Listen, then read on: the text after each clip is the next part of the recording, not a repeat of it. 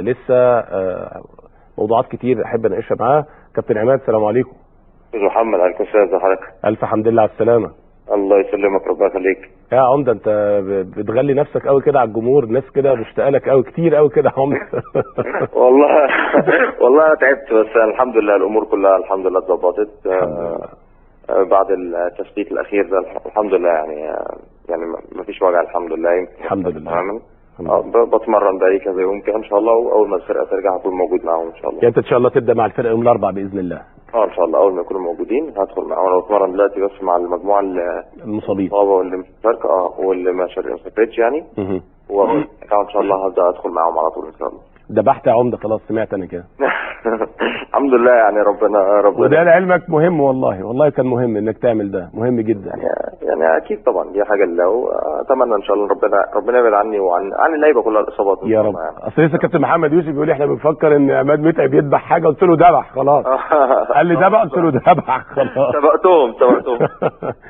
عمده يعني امبارح كنت بتفرج على قناه فضائيه عربيه، والله العظيم زي ما بحكي لك قريت خبر غريب قوي عليك، مش عارف الخبر ده مصدره ايه ولا جه منين. الجهاز الفني للنادي الاهلي سيوقع سيقوم بالتحقيق مع عماد متعب لتغيبه عن المران اثناء تواجد البعثه في نيجيريا. اقسم لك بالله زي ما بحكي لك كده، بقيت قاعد مندهش جدا من هذا الخبر، واحنا مصورينك وانت بتتمرن. يعني انا عارف لو ما صورناكش وانت بتتمرن كنا قلنا ماشي عماد كان مزوغ. ممكن يبقى الكلام ده على امبارح، لان انا فعلا امبارح ده مكتوب 3 ايام يا عماد، مكتوب تغيبك 3 ايام مش على امبارح. بص يا محمد، انا خلاص يعني وصلت المرحله جدا. بس دي قناه فضائيه عربيه علشان برضه نقول الحق يعني. ما عربيه يعني يبقى الخبر موثوق منه. بس هو المشكله كلها كانت في امبارح. امبارح انا كنت مستأذن ومتفق مع كابتن طارق عبد العزيز، وقلت له بس انا عندي مشوار الصبح هخلصه، فمش هاجي اتمرن الساعه 10، هاجي اتمرن الساعه 12:30 بس. فالناس ممكن بعض الصحفيين اللي جم واتفرجوا على التمرين او شافوا اللعيبه، شافوا الناس اللي موجوده الساعه 10 او 9 ما لقونيش موجود، فافتكروا ان انا ما رحتش. قال لك بس لا بس يعني ده عادي، حقهم، لان هم شيء طبيعي هيشوفوا بالناس اللي قدامهم يعني. لكن انا رحت كنت في تمرين الساعه 12:30، خلصت تمريني وروحت البيت، ما تغيبتش خالص. بل بالعكس كمان، ده انا المفروض الدكتور كان طالب مني ان انا اريح 4 ايام يعني. بعد الحقن ده ان انا اريح 4 ايام، وانا اللي طلبت ان انا ما اريحش. يعني انا ما طلبت ان انا ما اريحش. واحنا برضه يا عماد مش عايزين ده، احنا عايزين ريحت يومين، احنا عايزينك ترجع، يعني عايزينك تلتزم حتى بكلام الدكتور عشان ترجع يا عمده. يعني الدكتور قال لك ريح. لا يعني هو قال لا هو كان قال لي الحركه مطلوبه، الحركه بتبقى مطلوبه. بس يعني المره الاولانيه انا كنت رايح 4 ايام او 5 ايام، يعني هي هتبقى المفروض صوره طبق الاصل من المره الاولانيه. لكن انا قلت له انا بعد يومين هبدا اتمرن. يمكن كنت دخلت كمان في مداخله يمكن مع كابتن شوبير، وقال لي هتتمرن. كان يوم التفتيت نفسه قال لي هتتمرن امتى؟ قلت له ممكن بكره او بعد بكره. يعني ده كان تاني يوم التفتيت على طول. بس فلا اتمرنت من يوم السبت، بدات اتمرن ومن يومها الحمد لله مكمل يعني. ما ريحتش وما تغيرتش، مش حاجه من الحاجات دي تماما. يا استاذ محمد، طب حضرتك بتكلمني في كده، انا سمعت الاعجب من كده. سمعت ان في واحد يعني انا بس عايز اتاكد من المعلومه، لان اللي قال لي المعلومه دي سيد معوض وكابتن طارق عبد العزيز.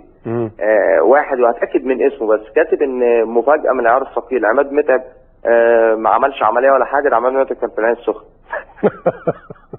فتخيل بقى يعني فتخيل بقى يعني انا ما عملتش عمليه اصلا وما كانش عندي حاجه خالص، وانا رحت العين السخنه عشان اتفسح يعني يا عم العين السخنه قريبه، تروح في اي وقت يعني. دي 90 كيلو يعني، مش مشكله للدرجه دي يعني. لا فانا بقى عملت فيلم بقى، انا عندي حصوه. يعني موضوع ان مش عارف ايه، يعني الواحد بيشوف حاجات كتير عادي يعني. ما هيشوف يعني نفسي، بس والله بجد انا بس مش عايز اتكلم في الموضوع لحد ما اتاكد بس هو ده كان موجود واتكتب ولا ما اتكتبش. وانا قلت كابتن طارق عبد العزيز اعرف لي مصدره صراحه. قلت له اعرف لي مصدره واعرف لي اسم اللي كاتبه، لان بجد يعني لو كان كتب حاجه زي كده انا ما اعرفش الجهه اللي هو تابع ليها او اللي هو شغال فيها هي ممكن تعمل معاه ايه يعني. انا ما اعرفش. بص يا كابتن عماد، يعني انا عاوز اقول لك حاجه، ما تدقش كتير. هقول لك حاجه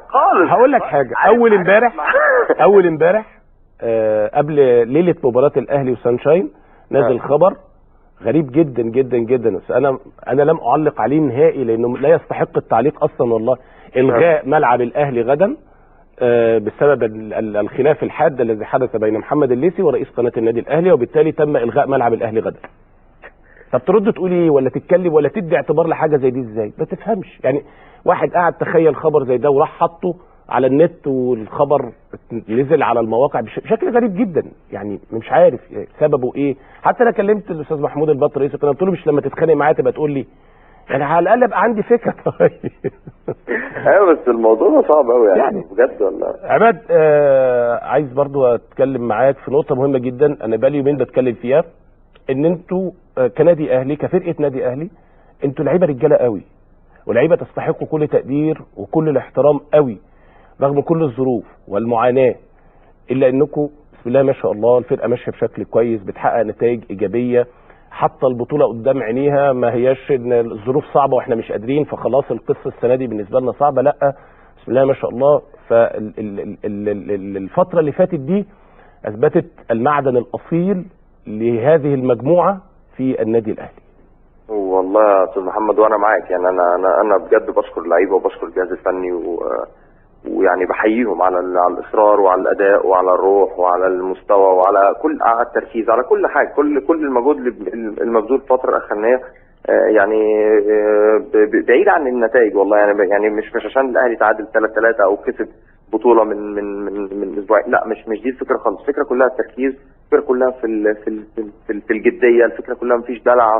تحس ان يعني الحمد لله انا كواحد معاهم مش حاسس بفرق ان احنا مفيش دوري ومفيش كوره شغاله، لا حاسس ان احنا كنا بنلعب ماتش كل 3-4 ايام، مع ان ده بيأثر علينا، لكن الحمد لله احنا مش مبينينه، يعني ده طبعا مأثر علينا، لكن الحمد لله اللعيبه مش مبيناه، زي ما احنا شايفين في الملعب بيأدوا بشكل يعني ربنا يحميهم وربنا يحفظهم، واتمنى ان شاء الله ان تبقى دي تكمل للنهائي ان شاء الله. يعني ان شاء الله ربنا يكرمنا في مباراه العوده هنا مع سانشاين، وبعد كده نقابل اللي نقابله، مش هيفرق مين اللي نقابله في النهائي، عشان يعني تبقى هي دي بقى الفرحه الكبيره ان شاء الله، ويعني تبقى يعني احسن حاجه واحسن هديه نقدر نديها لشهدائنا. بتكلم مع احد افراد الجهاز الفني من يومين 3 كده للمنتخب الوطني، فبنتكلم كده بتاع والفراوده ومش عارف ايه كده، فرد عليا رد يعني رد، وهو ده هو الرد الطبيعي بالنسبه لقناعاتي انا شخصيا. انا كمان قال لي هو في غيره، هو مصر كلها ما فيهاش غيره، عايزينه يخلص من اللي هو فيه ده عشان لازم يرجع المنتخب،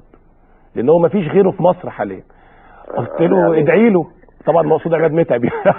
ربنا يخليك يا محمد، وانا بشكره طبعا، يعني الحمد لله. اتمنى بس ان انا يعني ارجع لمستوى، ارجع لفورمتي وما يكونش في اصابات الفتره اللي جايه، والامور تكون ماشيه بشكل كويس، يعني اتمنى ان شاء الله.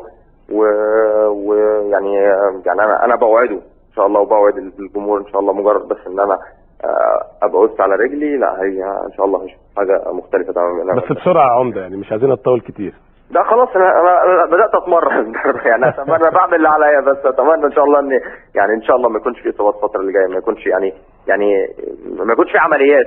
لا ان شاء الله. انا اصاباتي عمليات. لا ان شاء الله ما فيش، يعني حتى اصرارك برغم ان الدكتور قال لك ريح، انت صممت ان انت تشتغل وتتمرن، اعتقد انت عايز تزود بدني فقط لا غير، يعني هو ده اللي انت بتفكر فيه. ما هو ده اللي انا بعمله، يعني انا الفكره كلها ان انا اليومين دول ما بشتغلش اي كوره خالص، كل اللي انا بعمله يا اما في الجيم يا اما بره في الملعب، يعني اوقات بتمرن بره واوقات بدخل اتمرن في الجيم، ما بتمرنش بره بحيث ان انا اعمل تقويات، والفرقه لما ترجع هدخل معاها جزء الكوره، لان جزء الكوره مهم جدا طبعا. يعني الحمل البدني مع الكوره بيبقى اعلى، وده الاحتكاك، لان انا في الملعب مش هفضل اجري بس لوحدي، لا بيبقى في احتكاك وفي تركيز وبيزود يعني. فاتمنى ان شاء الله ان انا الفتره اللي جايه ارجع بسرعه، واتمنى ان شاء الله يكون في ماتش ولا ماتشين وديين ان شاء الله الفتره اللي جايه، بحيث ان انا اقدر اشارك فيهم علشان ابقى جاهز لمباراه العوده. واحد صاحبي بيكلمني امبارح بيقول لي واحنا عشان ما عندناش كوره في مصر، ريال مدريد وبرشلونه يعملوا فينا كده، هم بيغزونا ولا ايه؟ قلت له بيغزونا فعلا. لا يعني هو رونالدو وميسي عايزين ايه بس؟ دي الفكره. تحس الاثنين بيتحدوا بعض تحدي غير طبيعي في الملعب، يعني بيتحدوا بعض بطريقه بجد يعني انا بقعد اتفرج على الكوره بس بستغرب والله، يعني انا بستغرب بصراحه، بستغرب من اللي بشوفه يعني. بس متعه مش طبيعيه امبارح، من احلى الكلاسيكيات اللي اتلعبت في الفتره الاخيره كلها. دي حقيقه يعني، حلو قوي. الماتشات واللي خلاها احلى ان ريال مدريد بقى بيلعب كره مختلفه، بقى بيهاجم من قدام، بيلعب كره يعني كره على الارض، كره مختلفه عن الفتره الاخرانيه. ما هو من ساعه ما اتقرص ماتش ال5 مورينيو وبطل بقى حكايه اللي يلعب جيم مفتوح والكلام ده كله.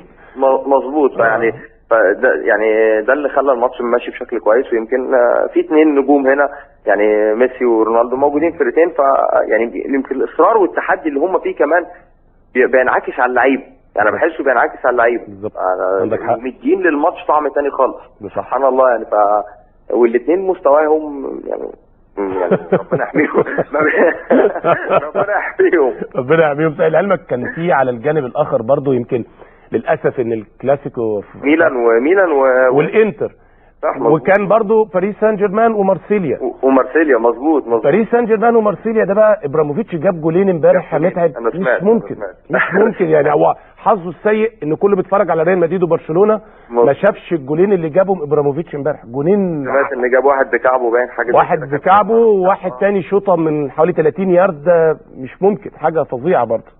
لا ما هو امبارح فعلا كانت في ماتشات مهمه جدا، يمكن بس ماتش ريال مدريد وبرشلونه هو اللي غطى عليهم يعني. اكيد يا عماد، ان شاء الله باذن رب العالمين المكالمه الجايه ان شاء الله تكون انت اللي كنت سبب رئيسي في صعود الاهلي ان شاء الله للمباراه النهائيه باذن الله. ان شاء الله يا رب، ان شاء الله. ان شاء الله. عمده الف سلامه ليك. الله يسلمك. اشكرك يا عمده، شكرا جزيلا.